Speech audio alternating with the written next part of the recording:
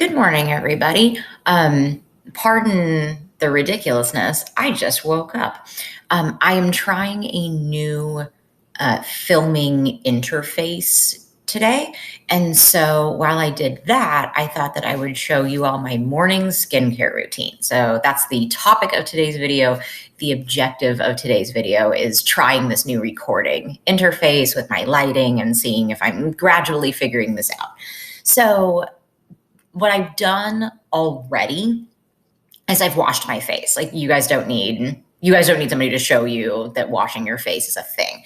So I've washed my face, and so now I'm just putting all like the stuff on. I'll tell you what each product does, but I'm not going to tell you what the products are because like I'm not here to show product. I'm literally here to check if my camera is working. So what I'm doing now is a serum that is its objective is targeting fine lines and wrinkles and just kind of reducing the appearance of those.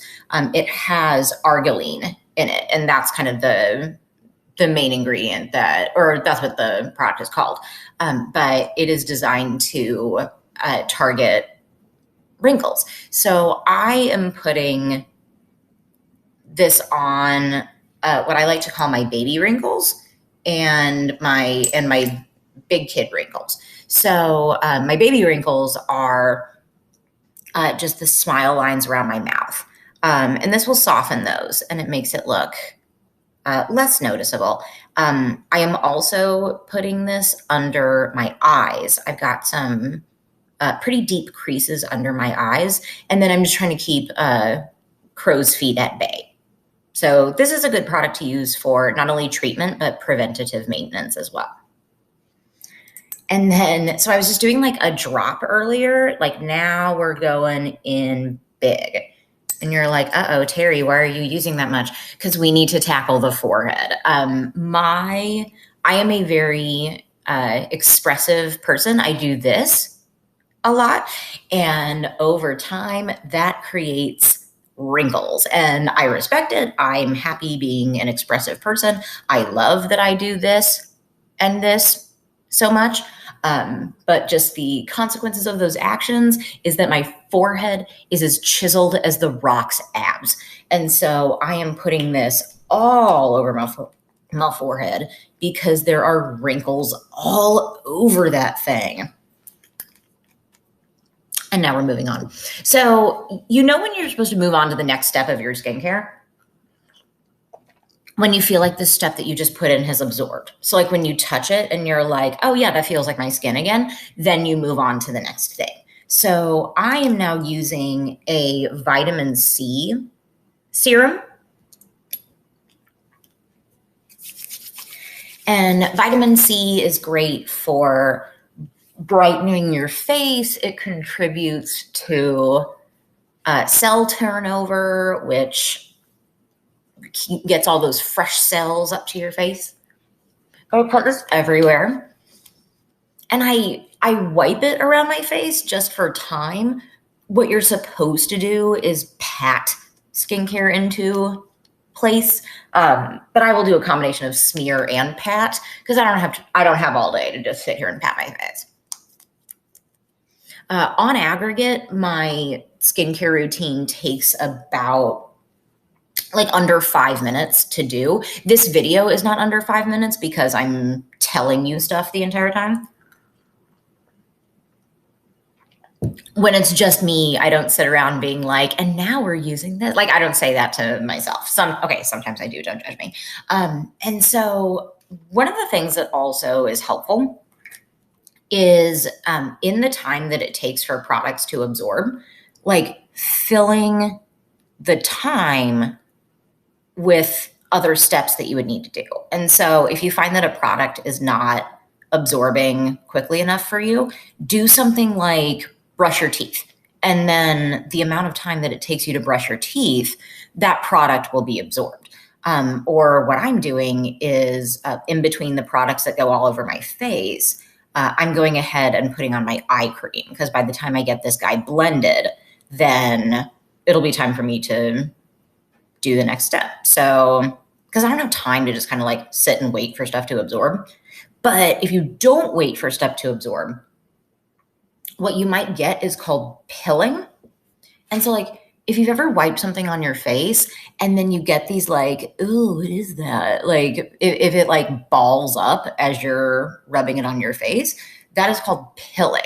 And what that means is like, uh-oh, you've had these two products that aren't interacting with each other well, and we're gonna get out of here. But once all of your stuff fully absorbs, then you won't have that problem. So this is just a moisturizing eye cream. It's just to keep the under area nice and moist. I hate that word. But yeah, and it helps with, it just helps with preventing the under eye area from looking dry. And so that's kind of the main objective of that. It's a really thick eye cream. Which my under eyes love because it feels just like, oh, it's so saturated. And so they love it. My under eyes love it. So on the rest of my face, I'm going to use what's called a gel cream. And so while the treatment that I used under my eyes is very thick, this is not. Like you can barely see it on my finger. So this is a clear gel. I need more. Because since I wear makeup 5 days a week, I don't want the feeling of lots of heavy products on my face because I'm already putting on quite a few layers of makeup. And so I find, and my skin is compatible with it, that I like using layers of lighter ingredients in my skincare because it sits better under my makeup. I have normal skin from the dry to oily perspective, except I tend to get an oily T-zone. And so this is necessary. You don't have to treat your skin only when something's wrong. You can take care of it even when everything's going great. I'm also going to put some of this on my neck because I'm starting to get like neck wrinkles because of aging. And so this will keep the neck nice and not neglected. Ideally, you want to stroke up when you're doing neck stuff. I forget to do that all the time. But for you, I will model that good behavior. Okay. And so there's only like one step left. I'm putting on a lip balm. For a lot of people, this isn't necessary, but my lips tend to get really dry and I bite my lips when I get stressed. And so for me, I am less likely to bite my lips if I feel something on them. And this is just like a nice thick lip balm. And so it is usually at this point in my skincare routine that I will brush my teeth, or I'll get my outfit together, or I'll do something that takes like a little bit of time. Because what I'm doing is I am buying time for my skin to absorb all of the stuff that I just put on it. Because I'm about to put on SPF. And you want to give your skin the opportunity to take everything in before your sunscreen comes up. So I'm going to do a jump cut here in a little bit, so that while I'm waiting for my stuff to absorb, you're not just staring at me. So a jump cut will happen now. Okay, if I did everything right, we did a jump cut, and it's been like a minute or two since the last time I did this. So what I am doing now, this is my last step. And if all of the other steps that I just did, if you're like, that's all too much for me and I don't care, that's fine. If you're going to do anything, use SPF. Because all of the stuff that I just used, like here, like this keeps me looking pretty. This prevents me from getting skin cancer. So if you're like, dude, Terry, I need one step. What are you talking about? Use an SPF. I like this particular one because it doesn't leave a white cast on the skin. It's like if you've ever like taken a picture and like your face looks like whiter than the rest of you, it might be because like, and if you're only wearing SPF, it might be because the SPF has a white cast. I was introduced to this product when like in a separate YouTube video. That's usually how I learn about this stuff. But one of the people who tried it on was a person with a very deep skin tone.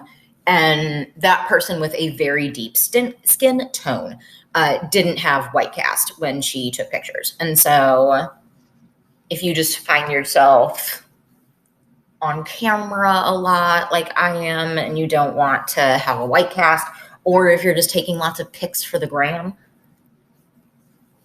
try to look for an SPF that will not give you a white cast. And I'll put in the description box what all of the products I'm using are. I just don't mention them in the video because I'm not shilling product. Like I'm not saying like you have to buy this product. Like, no, you don't. You can buy whatever you want. But sometimes people ask me like, what was that thing in that jar? And so I'll put the actual products I used in the description.